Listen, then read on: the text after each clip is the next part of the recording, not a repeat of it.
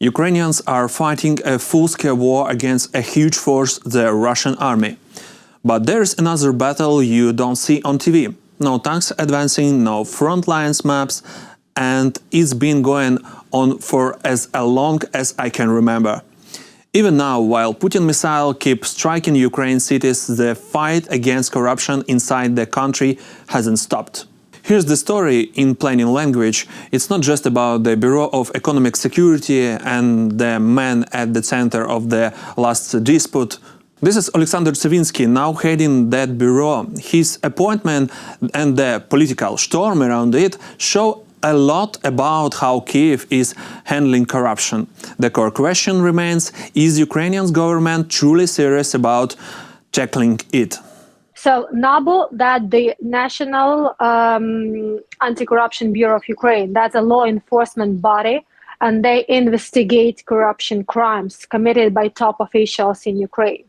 SAPO, that means that's a specialized anti-corruption prosecutor office.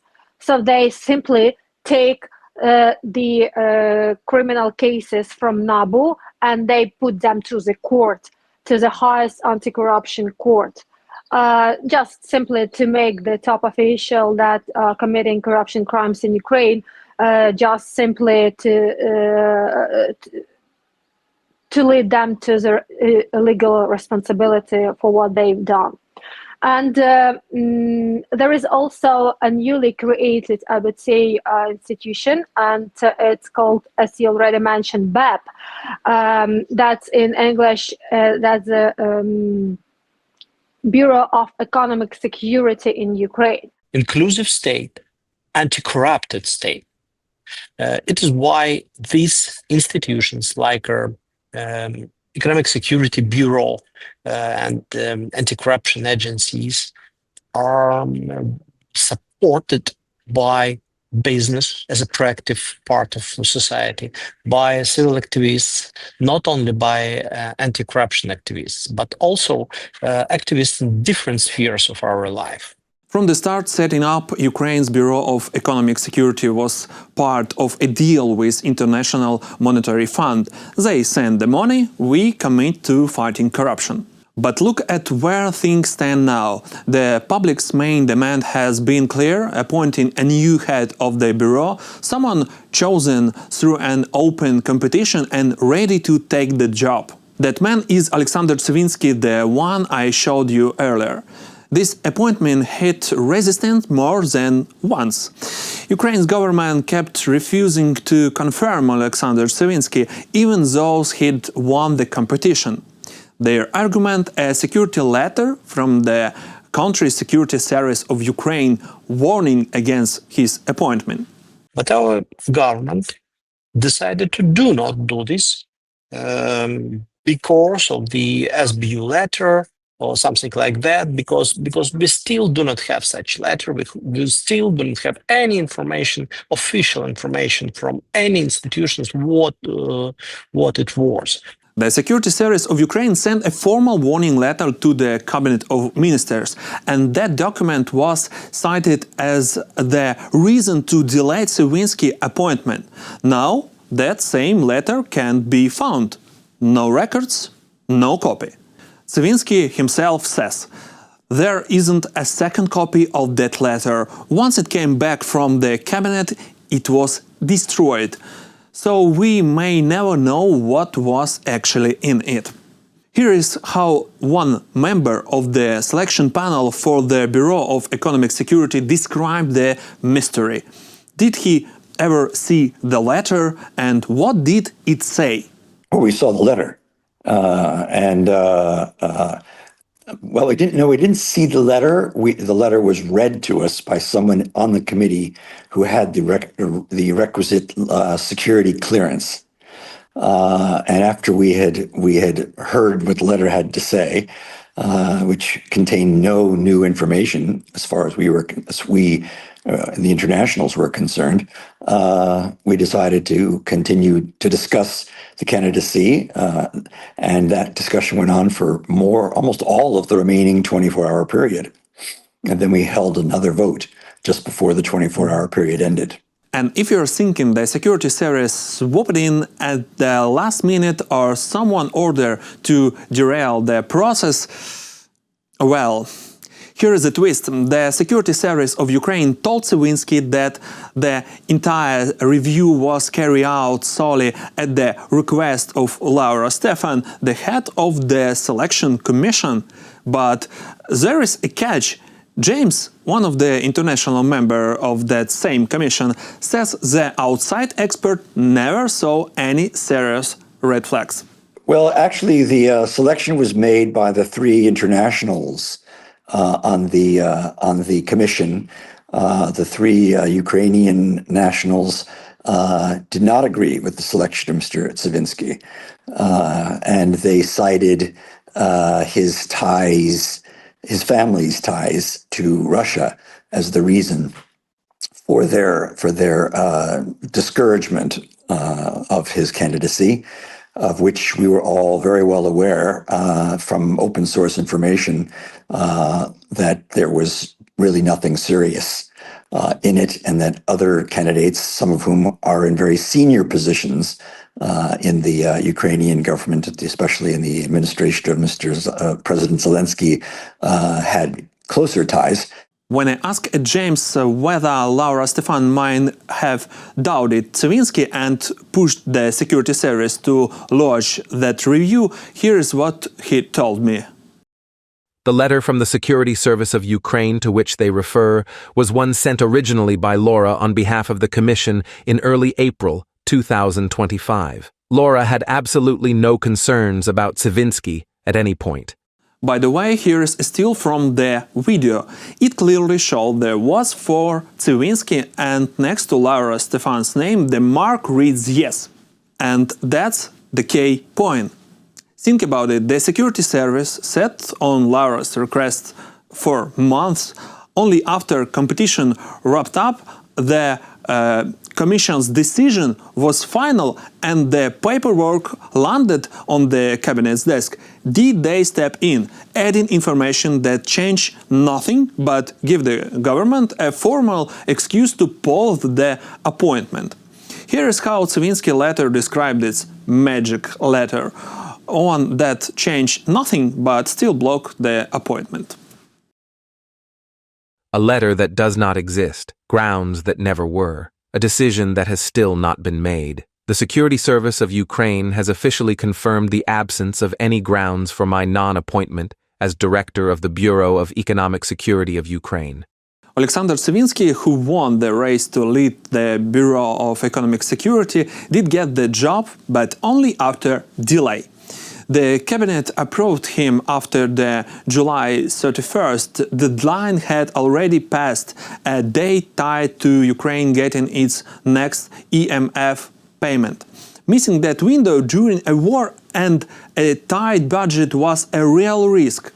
Then a prime minister suddenly asked him to take a polygraph. In Ukraine, those tests have no legal force and can't be used as evidence in court. They're just background info. But with public pressure rising, the government needed a way to explain why it stalled. The Cabinet of Ministers has decided to appoint former NABU detective Alexander Savinsky as the new director of the Bureau of Economic Security, BES. This was announced by Prime Minister Yulia Sviridenko on August 6th. Following the decision of the Selection Commission, the necessary checks, and the polygraph test, there are no objections regarding his candidacy, she wrote on her Telegram channel. Thanks to public pressure and the push from anti-corruption activists, Savinsky was finally confirmed. It looked like a win, justice served, corruption challenged, a small victory for clean government, right? Not so fast. Later, the government signed off on the 2026 state budget. Guess what? It boasts funding for the State Bureau of Investigation, an agency tied to the president, by 23%, and for reforming the Bureau of Economic Security, an independent body. Zero. No a single extra dollar. This even after Tsivinsky himself warned right before the budget vote that his bureau was underfunded and staff salaries were far below those at other agencies. The first issue we faced was the discriminatorily low salaries compared to other agencies. Despite the fact that the law sets the same conditions for our body as for the others. We worked very actively with government representatives on this matter. And at this point, we know that we have been heard. And this problem will be partially resolved in 2026. So if we heard that right, the talks with government went smoothly. And put simply, the state will back the Bureau of Economic Security with funding in 2026. Or will it? And so, as I was on my way here to your broadcast, our accountant confirmed to me that there had been communication about the fact that the budget to be submitted for 2026 will be the same amount for the DBR, State Bureau of Investigation, for NABU, National Anti-Corruption Bureau of Ukraine, and for the BEB, Bureau of Economic Security. And I believe this is the first real step toward restoring fairness for the employees of the BEB. But just a few days later, the government said next year's budget has no funds for reform at the Bureau of Economic Security or the Customs Service. That raises a real question: how is the Bureau supposed to fight corruption effectively? And what about those government promises that never materialized? All these setbacks around the Bureau and Tsivinsky don't look accidentally. This means that it is not real priority for the state to modernize these institutions. And you're absolutely right that State Bureau of Investigations, which is an instrument for the political services in Ukraine, political power. This instrument is not independent. It is under the control of political power in Ukraine, and this institute can be used for pressing on different members of the state power, and they have increase of their budget. This means that priority of current political power will be to control over their state. So what happened, like 2 weeks ago, we finally have a newly adopted budget for 2026, adopted by Ukrainian parliament, that was proposed by Ukrainian government. So we still see that what the government just simply did, they just didn't give him enough budget for that reform. So comparing the budget for the Bureau for 2025 and comparing the same budget for 2026, so the budget is directly the same. So I have a big concern, and a lot of other colleagues from journalist investigation community or civil society community, they have the same concerns, whether he will be whether he'll have the possibility to do a real reform, the requalification, the hiring process of those thousands of people without the money, without the budget. The war on corruption doesn't end with fireworks. Tsivinsky appointments may look like a win, but it's more a skirmish than a lasting peace. The government says it supports the Bureau, but gives it no money for reforms. That's no accident. It's a clear message.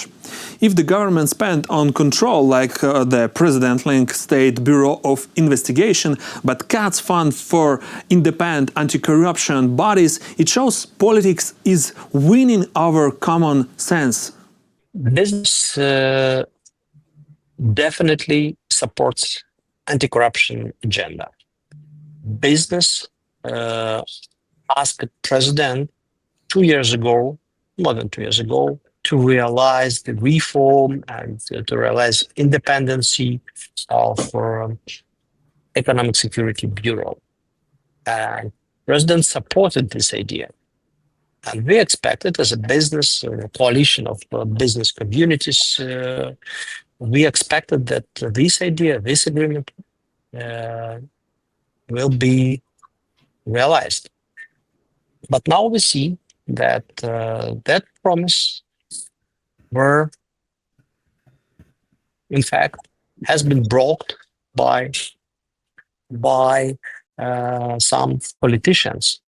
It is why business supported an idea of civil activists, anti-corruption activists, and analytical centers that we should protest and we should ask president and ask political power to go back to the priority, anti-corruption priority, and to give BEP, NABU, and other anti-corruption institutions independence. And this is where it's clear. The issue isn't just the money, it's about the state's priorities. When leaders talk about reform but never found it, that's not a paperwork error. It's a political decision that speaks louder than any press conference. So it's not only about the money, but that's your political will. Are you still going to EU or not? Because, I mean, even in 2014, after the Revolution of Dignity, and still now, the independence of anti-corruption agencies is still the main branch, the main brick, the main stone of the EU integration. So I would say that the EU partners are very known what the Ukrainian government tried to do 3 months ago, and I'm pretty sure they will be more demanding and more strict on the conditionalities. But frankly speaking, I would say what could change the whole situation. The official opening of the clusters for the EU integration could simply help, because now we only are in the process of EU enlargement reporting as the candidate country, and when we'll have the official procedure and when the clusters, the official clusters for the EU integration of Ukraine to EU will be open. So after that, I would say we will have more details and more terms, and the conditionalities will be more defined, I would say, yeah. Ukrainians are fighting on two fronts. The outside enemy launches missiles. The inside one hides in offices and budget tables. But there is still hope. It's in keeping up the fight.